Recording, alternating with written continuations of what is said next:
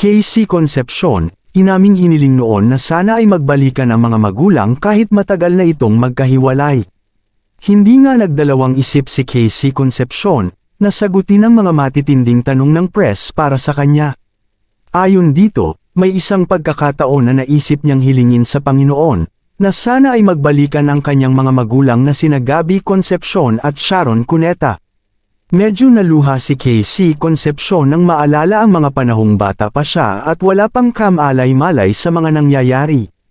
Hindi daw naging madali ang buhay ng dalaga dahil na rin sa lumaki itong may broken family.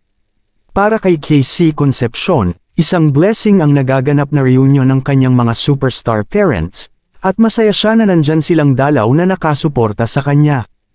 Inamin ni Casey Concepcion na hanggang sa ngayon, never niyang naisip na magiging okay ang mga magulang.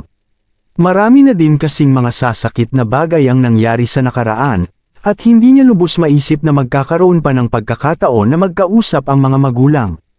Para naman kay Sharon Cuneta at Gabby Concepcion, natutuwa silang nag-abayan nila ng maayos ang anak. Lumaki ngang may takot sa Diyos si Casey Concepcion, at mabait din itong ate sa kanyang mga stepbrothers at sisters. Kitang-kita ang independence na ipinamalas ni Casey Concepcion dahil na rin sa nag-solo living ito sa Paris habang siya ay nag-aaral sa kolehiyo.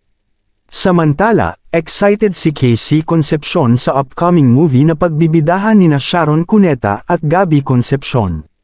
Excited na siyang matunghayan muli ang napakagaling na acting skills ng kanyang mga magulang. Sa ngayon, focus naman si Casey Concepcion sa kanyang mga negosyo, at hindi naman ito nagpapahuli sa kanyang mga projects lalong-lalo na abroad. Katatapos lang ng kanyang movie na Asian Persuasion, at umani ang dalaga ng kabi-kabilang papuri sa kanyang acting performance. Inamin naman ni Casey na mahal niya sina Sharon at Gabby. Anong masasabi ninyo sa balitang ito? Comment below. Maraming salamat sa panunood.